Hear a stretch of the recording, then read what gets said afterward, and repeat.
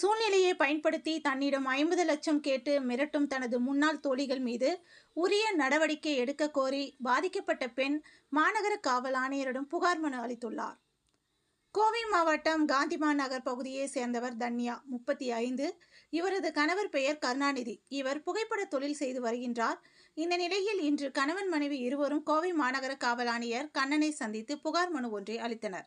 தொடர்ந்து காவல் ஆணையர் அலுவலகத்தில் செய்தியாளர்களை சந்தித்து பேசிய கணவன் மனைவி இருவரும் கூறியதாவது: எங்களுக்கு திருமணமாகி 2 குழந்தைகள் உள்ள நிலையில் சுய தொழில் செய்ய வேண்டும் என கூறி கடந்த 2022ஆம் ஆண்டு தனது நண்பர்களிடம் கடன் வாங்கியிருந்தேன்.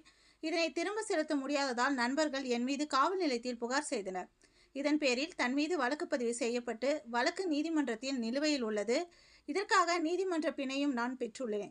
இந்த நிலையில் எனது சூழ்நிலையை புரிந்து கொண்ட மசக்காளி பாளையத்தை சேர்ந்த திமுக மகளிரணி நிர்வாகி கலைச்செல்வி 35, வடவள்ளியை சேர்ந்த திமுக நிர்வாகி சங்கீதா 35, ஆனிமலையை சேர்ந்த சந்தியா 27 இவர்கள் மூவரும் என்னிடம் நன்றாக தோழியாக பழகி தனது சூழ்நிலையை வைத்து தன்னிடம் 50 லட்சம் கேட்டு மிரட்டி வருகின்றதாகவும், இவர்களுடன் மணிகண்டன் என்ற நபரும் சேர்ந்து கொண்டு 2022ஆம் ஆண்டு என் மீது பதியப்பட்டுள்ள வழக்கை எனது புகைப்படத்துடன் இணைத்து தினசரி நாளிதழில் விளம்பரப்படுத்தி என்னை அசிங்கப்படுத்துகின்றனர். மேலும் நேற்று இவர்கள் 4 பேரும் சேர்ந்து எனது வீட்டிற்குள் அத்துமீறி நுழைந்து பணம் கேட்டு மிரட்டியதுடன் கொலை மிரட்டலும் விடுத்தனர். எங்களுக்கு பணம் கொடு, இல்லை என்றால் நாங்கள் கூறுகின்ற நபருடன் உல்லாசமாக இரு, எங்களுக்கு ஏதாவது ஒன்று தேவை என மிரட்டி வருகின்றனர். எனவே இவர்கள் மீது உரிய நடவடிக்கை எடுக்க வேண்டும் என்று மனு அளித்து உள்ளதாக தெரிவித்தார் என்பது குறிப்பிடத்தக்கது. பேரு கருணாநிதிங்க. நான் கமிஷன் ஆஃபீஸில் ஒரு கம்ப்ளைண்ட் கொடுக்கறதுக்காண்டி வந்திருக்கிறேன். இந்த மாதிரி டெய்லி பேப்பரில் வந்து என்னோட ஃபோட்டோலாம் போட்டு இந்த மாதிரி பணம் வாங்கி இது பண்ணதாக ஏமாத்தினதாக சொல்லி நியூஸ் வந்திருக்குங்க சார். இந்த மாதிரி வேலை வாங்கி தருவான்னு சொல்லிட்டு நியூஸ் வந்திருக்குங்க.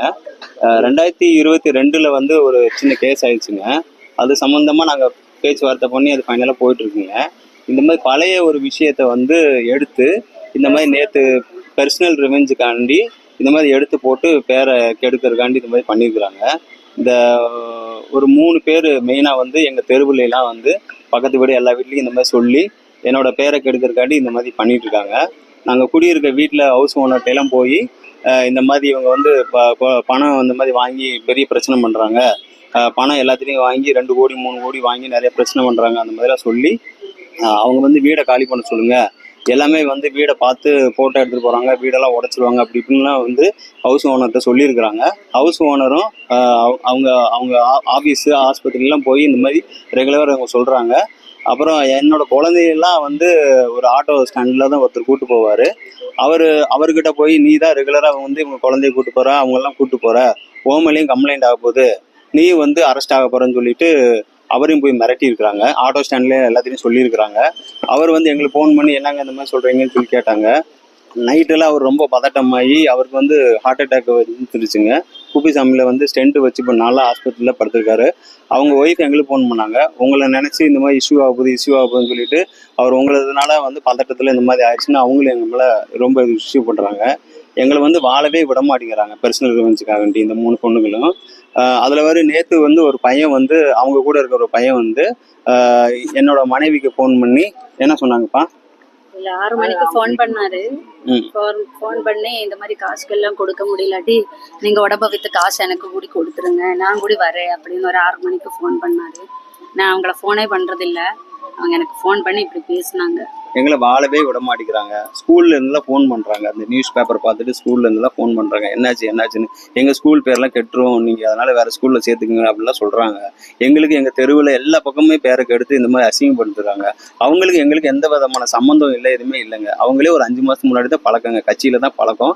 கட்சியிலையும் வந்து நாங்க வந்து இந்த விஷயத்த சொன்னாங்க, அவங்களும் கூப்பிட்டு பேசுறேன் விசாரிக்கன்னு சொன்னாங்க. ஆனா இவங்க வந்து அவங்க என்ன சொல்றாங்கன்னா, கார்த்தியனுக்கு தான் கொடுத்தேன், எல்லாம் செந்தில் பாலாஜிக்கு தான் கொடுத்தேன்னு ஒரு அவங்களும் போன் எடுக்க மாட்டாங்க, கட்சியில இருக்கவங்களுக்கு சொல்லிட்டு அவங்க இஷ்யூ பண்றாங்க, பெரிய பெரிய பிரச்சனை பண்ணிட்டு இருக்காங்க. எங்களை வாழவே விட மாட்டேங்கிறாங்க, துரத்தி வெட்டிக்கிட்டே இருக்கிறாங்க. உங்களை பழி வாங்காம விட மாட்டோம், நீங்க சாகணும், நீங்க சத்தாதான் ஆகணும், இல்லாட்டி எங்களுக்கு ஒரு 50 லட்சம் கொடுங்க அப்படி இப்படின்னு சொல்லி மிரட்டுறாங்க.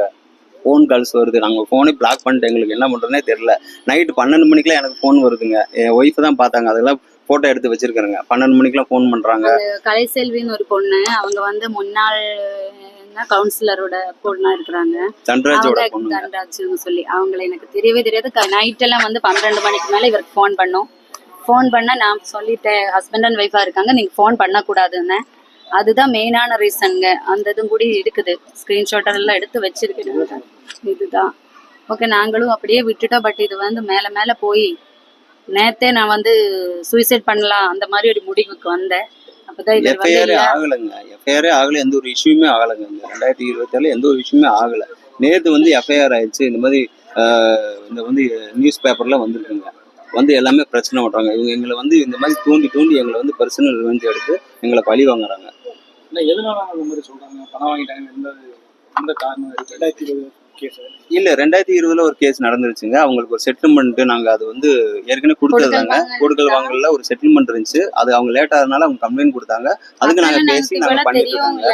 இப்ப ஒரு 6 மாசம் இவங்க தெரிஞ்சது இப்பதாங்க ஒரு 5 மாசத்துக்கு முன்னாடி இவங்க தெரியும். எதனால உங்களுக்கு குறிப்பிட்டு இந்த மாதிரி உங்களுக்கு காரணம்? என் வீட்டுக்காருக்கு ரெகுலரா அந்த பொண்ணு இந்த கலை செல்வி சொல்லி இந்த பொண்ணு 12 மணிக்கு ஃபோன் பண்றது. அப்ப நான் ஒரு நாள் பண்ணக்கூடாதுன்னு சொன்னேன். பட் நம்ம ஒரு பொண்ணு தானே, அப்ப அவனோட ஃப்ரெண்டு கிட்ட சொன்னேன், இந்த மாதிரி ஃபோன் பண்றாங்க, வேண்டாம் 12 மணிக்கெல்லாம் நைட்டு ஃபோன் பண்ணி இது தப்பா போயிடும் அது சொன்னேன். அது சொன்னது அவங்களுக்கு குத்தமா போச்சு. அதே மாதிரி இந்த பொண்ணை வந்து நான் வந்து ஒரு பார்க்கக்கூடாத இடத்துல ஒரு ஹோட்டல்ல பார்த்தோம். அது வந்து அவங்க அப்பா நம்பர்ல எனக்கு இருக்கு. நான் இதெல்லாம் சொல்லக்கூடாது மீடியலி, ஏன்னா இன்னைக்கு என்னோட லைஃப் போகும்போது நான் சொல்லிதானே ஆகணும். இது நான் பார்த்தோம், அது சொல்லுவேன்னு பயந்து அது அந்த பிள்ளைய சொன்னேன், நான் இந்த மாதிரி இந்த ஹோட்டல் இருக்குன்னு அப்பாட்ட சொல்லக்கூடாதுன்னு சொல்லியிருந்தேன். இன்ன வரைக்கும் நான் சொல்லவே இல்லைங்க. இன்ன வரைக்கும் நான் சொன்னதே கிடையாது. இது நான் பார்த்தேன் தப்பான இடத்துல, அது நான் பேச முடியல. இதுதான், வேற ஒன்றும் இல்லைங்க.